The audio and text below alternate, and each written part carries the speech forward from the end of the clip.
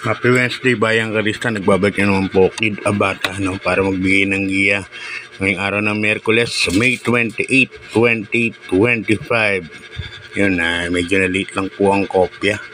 Kasi nga nagkasulan ng problema dun sa handicapping department. Pero naayos din naman.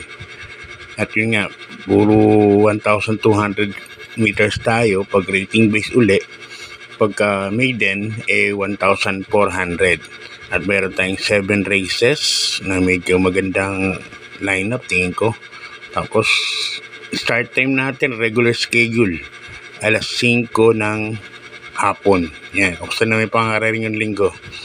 Nagpakita ng gilas, numero 7 nakaraan, Accidental Hero. Napakainom na kabayo, di pa masyadong ginalawa ni Alvin ng nanalo. Nag-1.25. Ay pa siguro sumagad ng 125 flat o 120 pro. Okay, start na tayo, Bayang Karista. Place number 1, 3-year-old and above maiden race. Yung mga placers po ito. At dito meron tayong 10 runners, no? Sa race number 1, maiden race. Solohin ko na po ito. Mandaluyong nakabayo. Boy Hulo. Yan, numero 8. 8 pala to, hindi 9. 8 yan, hindi yan 9. Si Boy Hulo, ang huling kalaban to sa Lesus, no? At ang bigat ng kalaban sila, Neowin, tinaalos, dikit-dikit lang sila, mga pang-5 hanggang pababa nun Pero sa Lesus no, 1.25. Kaya para sa tingin ko siya may pinakamagandang record dito. Numero 8. 8 po yan, ulitin ko Boy Hulo. Boy Hulo po, uulitin ko. Okay, Bayang Karista. Good luck, Bayang Karista. Lipat tayo race number 2 sa rating base class 5. 11 to 15 points split group. At dito meron tayong 8 runners para sa distansyang 1,200 meters hanggang race 7 na po. Solohin ko na po ito uli. Numero 8 uli 8 ulit. 8 tayo. Grand Majesty. Sasakyan ni Jackie Dodong Villegas. Parang nagagaanan na po ako sa laban nito. Parang kababa lang ng grupo nito si Grand Majesty. Iba po ang grupo nito So, tingin ko medyo angat po. So, si Boy Hulo, numero 8 at si Grand Majesty. Tingin ko sa naglalakas ng loob o malakas ang loob, pwede na pong solohin yan. Okay, good luck, Bayang Karista. Lipat tayo sa race number 3, isang rating base class 5, 6 points to 10 points split group. At dito meron tayong 8 runners, no? Ito first case ko, actually pwede na rin solohin to kung malaman nyo lang po labas tong kabayan na to. Numero 7, Don Lucas, no? Ito, Don Lucas, kayang gumawa ng 1.29 po ito sa 1,400 meters. May 1.14 po ito sa katawan, sa 1,200 meters naman. So, yan ang first case niya. Nalagyan ko lang ng protection, konting-konti lang. Itong numero 5, red, white, and blue, isang mabilis na kabayo. Ito, gamay ni Abu de Ocampo ang sasakay. Kaya, tingin ko, protection lang, konting-konti lang yan. Numero 5, red, white, and blue.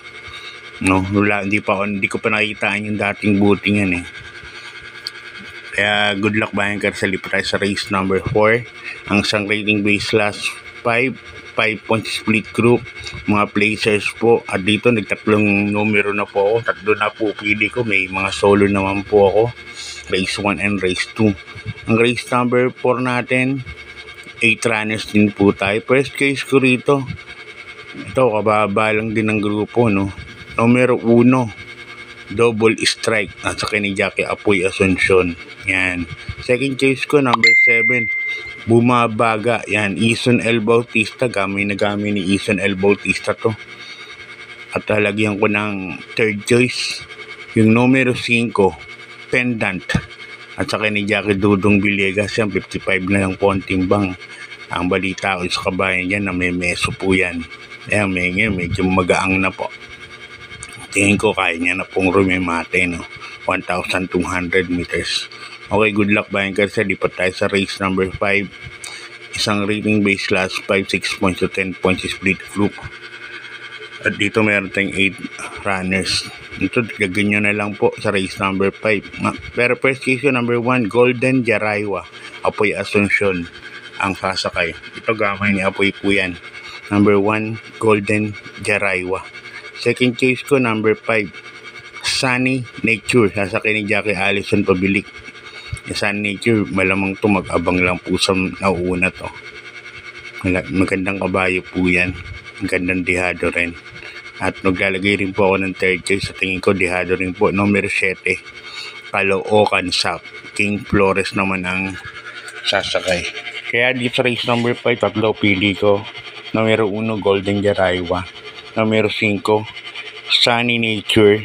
And number 7, Caloocan Sap. Okay, good luck Bayan Karista. Lipat tayo sa penultimate race.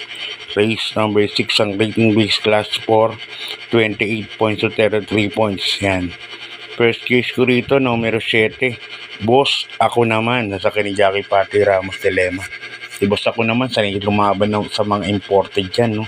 Sa 34, puro imported kalaban nito. Tinalo nga niya minsan sa dati nga si kay Jojo na isang imported.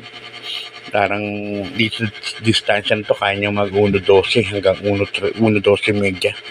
Numero 7, Boss Ako Naman. Kaya siya ang napipisel kong first case dyan. Second case ko, numero 3, Beltuna at saka ni Jackie Mark Alvarez. Yan, dahil at sa dami ng mabilis Winter on Fire sa Bawani, Boss Ako Naman baka magkaroon ng fast pacing. Beltuna po ang darating gamay din ni Mark Alvarez yan. Hindi na naiiwan sa parating yan. Okay, good luck Bayan Karisa. Lipat tayo sa last and final race. Race number 7, isang rating base class 5, 11 points to 15 points split group. At dito meron po tayong 8 runners, no? First case ko po rito, numero 2, Luke Skywalker. Ito, bagong baba po ito. Sasakyan ni Jackie Christian Advincula. Siguro makikita niyo naman yung racing style niyan. Puro di bandera po yan. Si Luke Skywalker. At tingin ko ito po ang bandera dito. Maganda po yung numero 2 pa. So makaalagwa lang to ng mga 2 kwartos. Tingin ko malaki na po ang panalo niyan. Numero 2, Luke Skywalker ng Maceda Stable. Good luck po.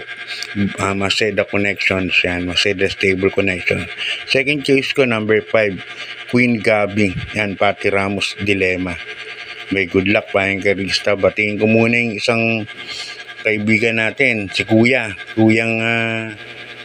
good PM, Kuyang Arnold. Panambing naman happy birthday sa May 30. Yan, Friday pa pala. Ito, admin po ng FHRB yan. Si Kuyang June Pasling Moralejo ng Manila City Electrical Division. Yan, happy birthday sa'yo Kuyang June.